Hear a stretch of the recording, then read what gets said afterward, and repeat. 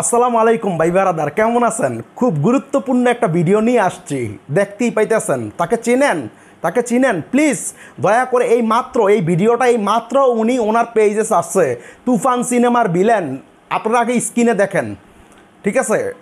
দেখেন স্ক্রিনে, এখন ভালো করে লক্ষ্য করেন যে আমি মার্ক দিয়ে দিছি লাল করে যে এই তুফান সিনেমার ভিলেন, ঠিক আছে? তো এবার দর্শক উনি কি বলেছে, মানে শাকিব খানকে নিয়ে এতটা প্রশংসা করছে যে যেটা শুনলে আপনারা অবাক হয়ে যাবেন। আর তুফান সিনেমার কিছু আপডেট আপনাদেরকে দিব, এর মুখ থেকে আমি শুনছি। ওনার নাম হচ্ছে রাজ বসু।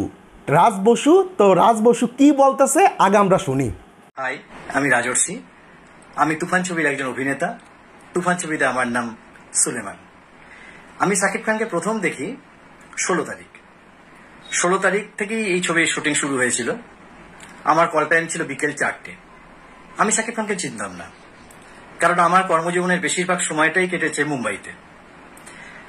আমি বাংলাদেশের এক বন্ধুকে 14 তারিখ রাত্রিবেলা হোয়াটসঅ্যাপ মেসেজ করলাম এই শাকিব খান সম্বন্ধে জানার জন্য। সে আমায় জানালো শাকিব খান ভীষণ অহংকারী একজন মানুষ। আমি চিন্তায় পড়ে গেলাম, সে কি এমন একটা অহংকারী মানুষের সঙ্গে আমাকে স্ক্রিন শেয়ার করতে হবে? কারণ ছবির প্রথম দিন থেকে শেষ দিন পর্যন্ত আমি ওনার সঙ্গে আছি, প্রায় প্রতিদিনই। চিন্তায় রইলাম, কারণ যে মানুষটার সঙ্গে সারা দিন 1 মাস ধরে আমাকে স্ক্রিন শেয়ার করতে হবে, সে যদি অহংকারী হয়, তাহলে আমি তার সঙ্গে স্ক্রিন শেয়ার করবো কিভাবে? কারণ অভিনেতাদের একটা চোখের ভাষা হয়, আমাদের চোখের ভাষায় কথা হবে কি করে? অভিনেতাদের একটা টেলিপ্যাথি থাকে অভিনয় করার সময়, তাহলে সেই টেলিপ্যাথিক কানেকশন হবে কি করে? খুবই চিন্তায় ছিলাম। 16 তারিখে আমার শুট ডেট। সেই দিন শাকিব খানের সঙ্গে আমার যে দৃশ্যটি ছিল, সেই দৃশ্যটি ছিল যে আমরা আমি আর আমার কো অ্যাক্টর সুলতান এবং প্রায় আরো 15-20 জন লোক মিলে শাকিব খানের সঙ্গে দোতলা সিঁড়িতে উঠব। দোতলায় অপেক্ষা করছেন বাংলাদেশের আর এক স্বনামধন্য সুখ্যাত অভিনেতা সুমন আনোয়ার। সুমন ভাইয়ের সঙ্গে শাকিব ভাই দেখা করতে যাচ্ছেন, আমরা সাথে যাচ্ছি। এই ছিল দৃশ্য। আমরা অপেক্ষা করছি আমাদের পজিশনে। শাকিব খান তখন আসেননি। তারপর হঠাৎই নজরে পড়ল এক 40-45 বছরের ভদ্রলোক, মুখে স্মিত হাসি, লম্বা চুল, পরনে ক্রিম কালারের জ্যাকেট, প্রায় 6 ফুট উচ্চতা, নেমে আসছেন সিঁড়ি দিয়ে। আমার কাছে এলেন, আমাদের দুজনের মাঝখানে উনি দাঁড়াবেন। উনি এসে আমার দিকে তাকিয়ে স্মিত হেসে এরম ভাবে ঘাড় নাড়লেন। আমিও হেসে হ্যালো বললাম। মাথাটা পুরো গুলিয়ে গেল। মনে হলো যে তাহলে যে আমার বন্ধু আমাকে বলল শাকিব খান অহংকারী, কিন্তু এনাকে যেরকম দেখলাম যথেষ্ট অমায়িক ভদ্রলোক, বুঝে উঠতে পারলাম না।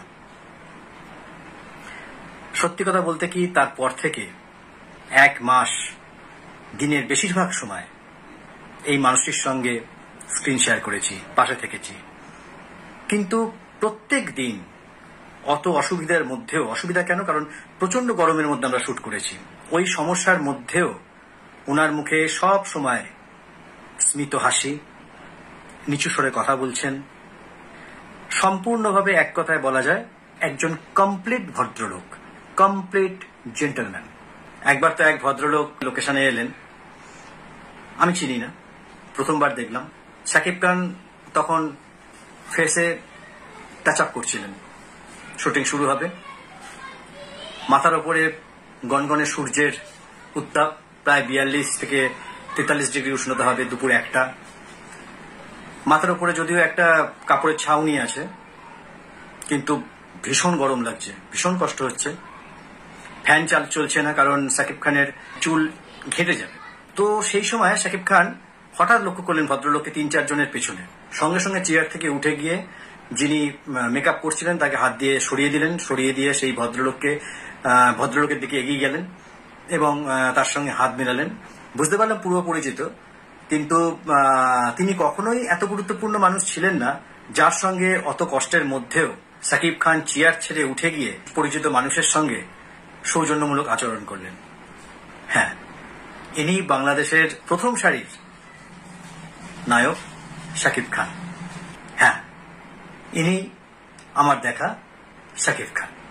আচ্ছা, আর একটা কথা, আজ প্রথমে যে দৃশ্যটির কথা বললাম সেই দৃশ্যটি কিন্তু সিনেমা হলে গিয়ে দেখতে ভুলবেন না, কারণ ছবির অতি গুরুত্বপূর্ণ একটি দৃশ্য এই দৃশ্যটি। এই দৃশ্যটি যখন দৃশ্যায়ন হবে সেই সময় আপনারা মুখে আওয়াজ করতে পারবেন না, চোখের পাতা ফেলতে পারবেন না। ব্যাস, আজ এইটুকুই। আবার একদিন আসবো ভিডিও নিয়ে নতুন কোনো। কি দর্শক, শুনে কি মনে হলো? প্লিজ একটা লাইক আর একটা কমেন্ট করবেন, কারণ আপনাদের একটি লাইক একটি কমেন্টেই আমাদেরকে নতুন নতুন ভিডিও বানাতে অনুপ্রাণিত করে। ঠিক আছে, যখন একটা ভিডিও ভিউ হয় না তখন আর ভিডিও বানাতে ইচ্ছা করে না ভাই, যেটা সত্যি কথা। তো এই মাত্র উনি এই মাত্র ভিডিওটা ছাড়ছে, আমি সাথে সাথেই ভিডিওটা বানাতে বসে গেছি। আমি রাতেই এটা ছেড়ে দিব, ঠিক আছে? আমি জানি না ভিউ হবে কি না, তবে আমি আপনাদেরকে একটা ইনফরমেশন দিয়ে রাখি। তুফান সিনেমায় যে চঞ্চল চৌধুরী, তুফান খুব ভয় পাইছি রে, এই চঞ্চল চৌধুরী সবাই বলতেছে ভিলেন, এটা সেটা। আমি এই রাজ বসুকে SMS করছি পেজে, তারপর ওনার সাথে অনেক কথা হইলো পেজের, ঠিক আছে? তারপর উনি বলতে চায় না যে আমি জানতে চাই যে চঞ্চল চৌধুরীর ক্যারেক্টারটা কি তুফান সিনেমায়। উনি ইশারা ইঙ্গিতে আমাকে যা বুঝাইছে, চঞ্চল চৌধুরী এই সিনেমার পুলিশ আমার মনে হয়। এটা আমি 100% শিওর না, উনি এটা 100% আমাকে শিওর দিয়ে বলে নাই, ঠিক আছে? উনি একটু ঘুরিয়ে পেঁচিয়ে বলছে, তবে আমার যা মনে হয়। আর 90s সময় যে সিনেমাগুলা হয়েছে ওই সিনেমাগুলাতে পুলিশেই তো যে গ্যাংস্টার থাকে সেই গ্যাংস্টারই পুলিশ থাকে চরম শত্রু 90s সিনেমাগুলাতে। তো অবশ্যই এটা শিওর যে তুফান সিনেমার ভিলেন চরিত্রে চঞ্চল চৌধুরী না তুফান সিনেমার, এটা আপনারা শিওর দিয়ে রাখেন, ঠিক আছে? এখন পুলিশের চরিত্র কি না এটাও শিওর না আবার, ঠিক আছে? তবে ভিলেন না, আমি এটা 100% আপনাদেরকে শিওর দিয়ে দিছি। আর দর্শক, আপনাদেরকে আর কয়েকটা নিউজ দিয়ে রাখি। তুফান নিয়ে ষড়যন্ত্র চলতেছে, ঠিক আছে? ষড়যন্ত্র চলতেছে, তুফান এটা সেটা। টাকলা ইকবাল বলতেছে যে তুফান সিনেমা নকল টকল। আজকেও ওই যে হাসান সাইদুল, আপনারা তো চিনেন হাসান সাইদুল, সে তার একটা ইন্টারভিউতে বলতেছে যে নকল। তাও তো আসলে এদেরকে বলে লাভ নাই, বুঝছেন? এদেরকে বলে লাভ নাই। আর দর্শক, এই ভিডিওটার আগের ভিডিওটা অবশ্যই দেখবেন, এখনই যাবেন না দেখতে, প্লিজ আগে আমার কথাটা শুনেন।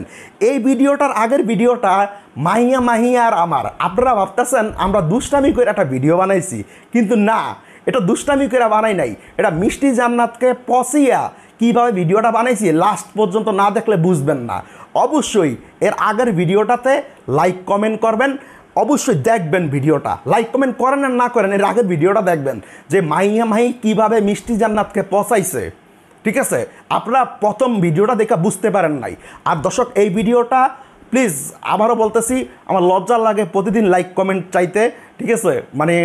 আমরা একটা ভিডিও বানাইতে তখনই অনুপ্রাণিত হই যখন বেশি ভিউ হয়, টাকার জন্য না। এই টাকা দিয়ে কি হবে? এই টাকা দিয়ে আমার কিচ্ছু হবে না, বিলিভ করেন দর্শক। সো দর্শক, যাই হোক, সাকিবিয়ানরা ভালো থাকবেন, আল্লাহ হাফেজ। তুফান খুব ভয় পাইছি রে।